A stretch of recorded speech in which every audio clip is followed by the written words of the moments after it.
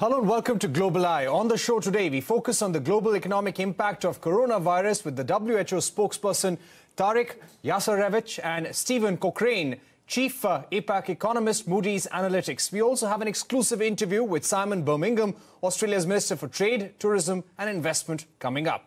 But first, our top focus. The head of the World Health Organization, Dr. Tedros Ghebreyesus, has said that the coronavirus outbreak has reached a decisive point and has pandemic potential. China has reported 327 new confirmed cases and 44 new deaths, taking the total number of dead to about 2,788 and the number of confirmed cases to above 78,000.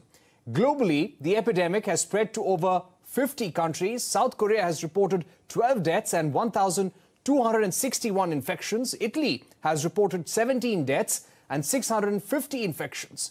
France has reported 2 deaths and 38 confirmed cases. Many countries, including Algeria, Denmark, Romania, Spain and Brazil, have reported infections linked to Italy. Iran has reported 26 deaths and 245 confirmed cases. The US has reported 60 cases, but the origin of the latest confirmed case, according to authorities, is unknown. Tarek Yasarevich, thank you very much for joining us. Our first question. The DG of the WHO has said that coronavirus has reached a decisive point and has pandemic potential. Is the WHO, the World Health Organization, close to declaring the coronavirus as a pandemic right now? Well, thank you very much for inviting me. WHO has already declared the COVID-19 virus as a global health emergency, public health emergency of international concern on January 30th. And this is our highest level of alarm that triggers actions around the world. So we already declare a global health emergency. Now, whether we will use the word pandemic or not is less important than to work hard to try to put in place necessary measures in terms of preparing health systems around the world to be ready to face the new virus. Right. How many countries outside China have been affected? We are reading about at least 50 to 55 countries. What is your assessment? Well, we have to be really careful when we talk about countries that have been affected and when we see the maps, because many of countries who have reported cases of COVID-19 virus do not have any transmission ongoing. Many countries did not have any active case for more than 2 weeks, like India, like Cambodia, Vietnam, Belgium, and other countries. So we should really, when we look at the maps and names of countries, see which countries actively have ongoing transmission of the virus. And what we are really worried about right now is countries like Italy, South Korea, and Iran, where we see that more people get affected and where really robust public health measures should be put in place to try to contain the transmission. Right. Would you agree that apart from Wuhan in China, which has been the epicenter of the coronavirus outbreak, the problem areas and places from where it could be transmitted to other countries as well are potentially Italy, South Korea and Iran? Would you say so? Well, what we are seeing really is on one hand very encouraging news from China. We have now several days during which the number of new infections have gone down. So this is very encouraging because it shows that with the robust public health actions, we can contain the spread. Now, obviously, on the other hand, we see worrying situation in some other places that I just mentioned, South Korea, Iran, Italy, and number of other countries reporting their first cases. So we hope that all these countries have already did necessary work to raise the level of preparedness, to have their health facilities being equipped, having health workers being trained, so they can do decisive action as soon as they see the first case of COVID-19. Right. Which countries, according to you, would be at the highest risk? Well, we have been saying consistently since the beginning of this outbreak that we worry very much about countries with weaker health systems. I wouldn't go really now in naming it, but we know that at some continents health systems are weaker than in others. And we have been working from day one to see what are the gaps these countries have and how we can help them. We have already shipped thousands of laboratory kits so countries can test suspect cases. We are sending treatment kits for hospitals so they can treat the symptoms of this disease. Although there is no particular treatment for coronavirus, we know that symptomatic treatment is very much helpful. We are also sending protective equipment and other material that is needed. So we really hope that work of preparedness will have some positive results if countries with weaker health systems have to deal with this. Right. And the WHO has not recommended any travel or trade restrictions. But at this point, when we are seeing it grow, when the outbreak has spread to other countries, is the WHO thinking of imposing or advising any travel and trade restrictions? Well, we are reviewing our advice on a regular basis. But to be honest with you, I really doubt that WHO will recommend any travel or trade restrictions, partly because we know what is needed is to go where the outbreak is. And that's exactly what China has done. China went to Wuhan and put in place very strong public health measures. Closing borders is not really helpful because those epicenters do not really follow internationally recognized borders. And often closing borders is just slowing down response. What we need right now is a solidarity and not stigmatization.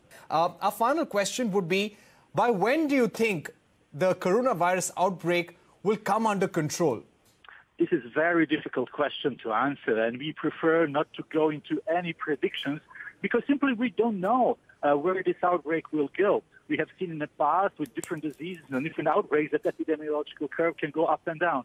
So we would not go into prediction. We would rather focus on doing what is needed. So that was Tarek Yasarevich, a spokesperson of WHO, saying that those countries with weaker health systems could suffer more in the days to come. Now, experts have warned that the coronavirus may hit China's economy over the next 2 quarters. The epidemic has impacted all major Asian markets. Fears over the spread of the COVID-19 have hit US markets too. Moody's Analytics has warned that the odds of a global recession are uncomfortably high if the coronavirus becomes a pandemic. With us right now is Stephen Cochrane, the chief APAC economist for Moody's Analytics. Stephen, thank you very much for joining us. Our first question, from your estimate, how serious is the possibility of a global recession due to coronavirus? Well, it's a moving target, but I think the way to answer that is that the probability is rising for a global recession. It's not what we're forecasting right now, partly because it's simply so hard to understand how deep and how long the coronavirus will last. But I think it's safe to say that if it continued to expand around the globe through the middle of the year, say, and the Chinese economy didn't begin turning around mid-year, but perhaps began getting back on its feet more towards the end of the year, I think then we'd see a combination of the spread of the virus and the weakness of global demand push a lot of the global economy close to recession, at least by that time. Okay. If we talk about India specifically, what kind of impact do you foresee on India? Because there are several manufacturing companies which have a dependence and exposure to Chinese supplies. Yes, indeed. I think it's safe to say that India is not as deeply involved in the production chains as, say, much of Southeast Asia or the East Asia region. But there still are close links to China and close links to the European and other Asian economies as well. There's a lot of intermediate commodities that are both imported and exported out of India. And again, commodity prices would be weak, and then both supply disruptions for imports and weak markets on the export side. I think there's no question that India would feel it, and it would be painful for India. Right. You know, as major companies and major economies review global supply chains, do you also foresee an opportunity for countries like India to rise to the occasion and project itself as an alternative right now? I think we're going to see that in a lot of countries, and no doubt India will try to play that role as well. I think it already has started, actually, with the trade war, and there are a lot of companies who are, say, looking not to exit the Chinese markets there, the Chinese manufacturing platform, but to diversify around the globe simply to manage risk. And so if that's India or if it's other Southeast Asian countries, say, or even in Latin America, Mexico, there are a lot of opportunities. There'll be a lot of competition. And I think a lot of countries will be looking at trying to get a piece of that market. Okay. By when do you expect, and by when does Moody's Analytics expect the spread of coronavirus to start tapering down? Oh, that's such a difficult question to answer. I wish I could answer it clearly. I'll tell you that in our baseline forecast right now, we are assuming that the virus will ebb and by the middle of this year, and then third quarter and fourth quarter would be quarters of recovery until the global economy and gets back on its feet in early 2021. That might be these days seemingly a little bit of an optimistic scenario, however, given, as you mentioned, the spread in Korea and Japan, in Italy, Iran, and so forth. So it is wait and see. One of the difficulties of understanding how long this will take is simply that the policy response country by country, in other words, the measures that countries are putting into effect, public health measures, differ very widely across countries. And it's hard to know which will be effective and which will not be effective. I think that's the hardest part about from my side, from looking at this from an economist's viewpoint. That adds to the difficulty. Okay. And my final question would be, do you think China would be able to keep up its commitments under the Phase 1 trade deal with the United States? It's a big question. And I think before the coronavirus became evident, it was already going to be a little bit difficult to raise the value of imports by what the Phase 1 agreement is indicating. And now it may be more difficult given that China is going to be absolutely consumed with spending domestically on doing whatever it can to stem this virus and to support companies and businesses through spending, through fiscal policy and monetary policy.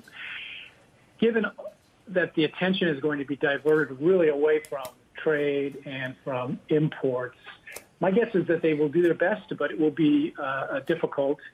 And it kind of opens up then the whole agreement towards perhaps further discussions for the negotiation and perhaps maybe even further conflict between China and the U.S. Welcome back. Australia's Minister for Trade, Tourism and Investment, Simon Birmingham, was in India this week with a 130-member delegation as part of the Australia-India Business Exchange. Australia is looking for greater market access for Australian wines, foods, retail and lifestyle products.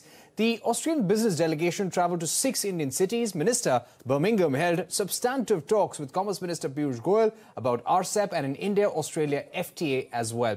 India also raised the issue of taxing offshore income of Indian firms through the use of India-Australia double taxation avoidance agreement and sought early resolution of the matter. I caught up with Minister Birmingham for this exclusive conversation. Let's listen in.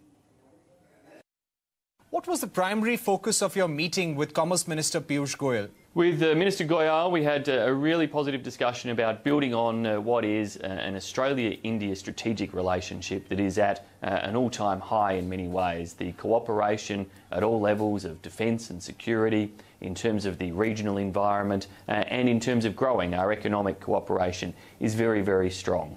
We spoke about various issues in terms of trade and market access between our two countries, and we also canvassed the status of RCEP negotiations and recognised the fact that if India is not to proceed with RCEP negotiations, then we ought to explore alternative pathways for Australia and India to open up trade access between our two countries, because we certainly came a long, long way in those RCEP negotiations towards conclusion of market access negotiations between the two of us. and with a little bit more work, we might be able to get that done at some other way into the future. Mr. Birmingham, did you urge the Commerce Minister to re-enter RCEP negotiations? Australia's position is that we think RCEP is stronger with India in it, and that we continue to encourage India to see if there are ways to be able to participate in RCEP, and we continue to encourage all of the other 14 RCEP nations to make sure that they are working to try to encourage India to be in it. But ultimately, we respect that it is India's sovereign right to make a determination about RCEP. That appears to be a determination not to proceed at this point in time. And if that's the case, we don't want to lose the momentum that at an Australia-India level we've managed to gain out of the 7 years of RCEP negotiations, and that's why we're willing to explore other alternatives over coming months or beyond. So if you talk about alternatives, are India and Australia talking about an RCEP type of agreement between the two countries? A bilateral free trade agreement between the two of us, or a closer economic cooperation agreement, would be one option. We need to really scope out what's going to be possible. Nobody wants to do anything that simply sees another 7 years of negotiations that don't lead to conclusion or finality. But we really have made great gains in terms of government-to-government discussions about where we could participate under the RCEP framework to open up trade more and investment more and services flow more.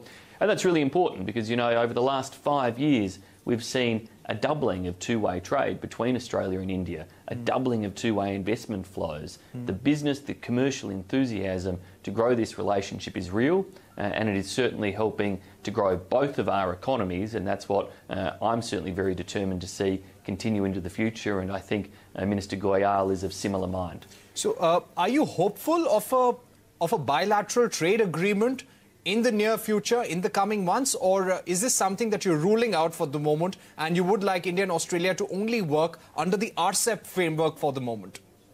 We're keeping all avenues open. So we would love, as I say, to see RCEP concluded as a 16-nation agreement. It would be better, stronger with India as a participant. But we're realistic about that as well, and we respect India's right there. In terms of a bilateral option, that is one scenario, and we are certainly willing, if there is a capability, to take all of the gains that we've had in the RCEP negotiations, seek to conclude them quickly by some other means, to exploring that possibility. And they're the talks that we'll continue to have between Australia and India. We're not saying that there will be an FTA between the two of us, but let's work out how we can make sure that we can keep that trajectory of growth happening, because our economies are so very complementary. You know, it's Australian resources and energy that helps to drive manufacturing and growth in Indian industry. It's Australian education, skills and training that can help to continue to drive growth in India's technology sector and highly skilled sectors. And ultimately it's Australian premium produce and goods that are also helping to sustain areas of higher consumption around India.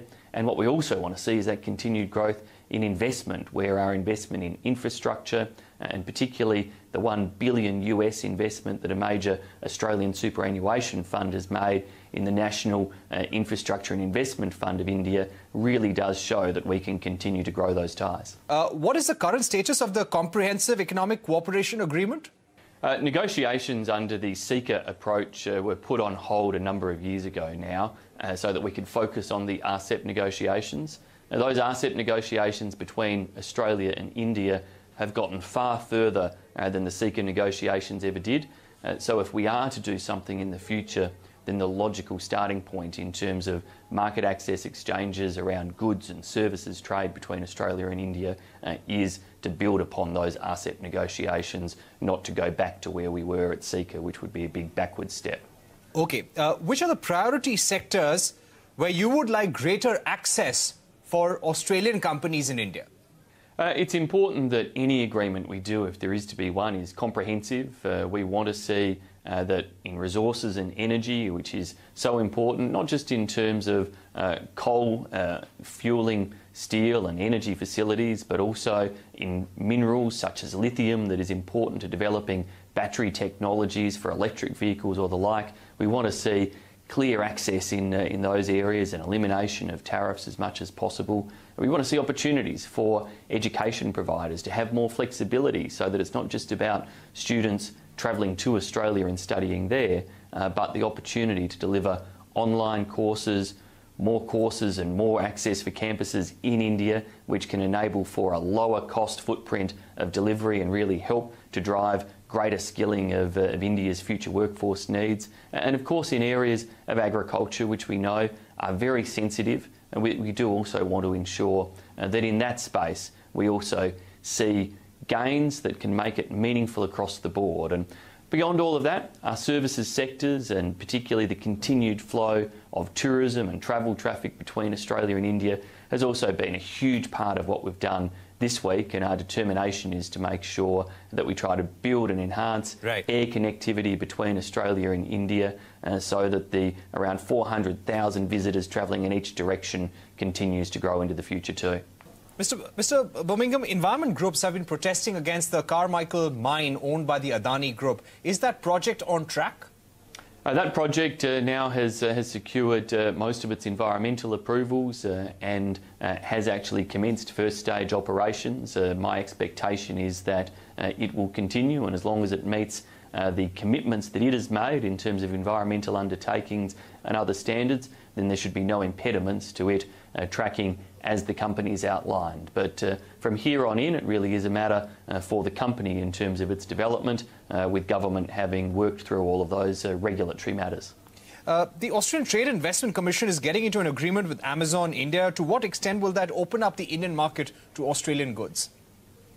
It's a really exciting opportunity, the Amazon partnership, which was launched yesterday. That Amazon partnership is going to see a dedicated Australia channel on Amazon's India page, and that means that for Indian consumers, they can go to the one location to find premium Australian goods across food categories, wellness categories, beauty categories as well. We pride ourselves in an Australian context on delivering safe, high-quality goods. Right. And our final question would be about the impact of coronavirus on global economic supply chains. A lot of companies across the world have great exposure to China, and they have been suffering over the last couple of weeks because of closures of production lines, of supply lines from China. What is the big lesson from the coronavirus impact this time around? With the coronavirus, we'll see companies right around the world re-look at their risk profiles in terms of the future. Many have significant exposure to China, either as a huge customer market for them, others in terms of it being a key part of the supply chains, as you've outlined. And now, we hope that the coronavirus situation works its way through as quickly as possible, that China is able to recover itself, and no doubt China will continue to be a huge part of the global marketplace into the future. But for individual companies, they will have to look at the risk analysis from an event like this and whether they were too exposed in one way or the other in terms of their relations with China. And for India, clearly, there are opportunities that exist there given the rapid growth in the Indian economy and the potential for businesses to see benefits in terms of mixing those supply chains around further. All right, Mr. Birmingham, thank you very much for speaking to CNBC TV18. With that, it's a wrap on this edition of Global Eye. Many thanks for watching. Goodbye.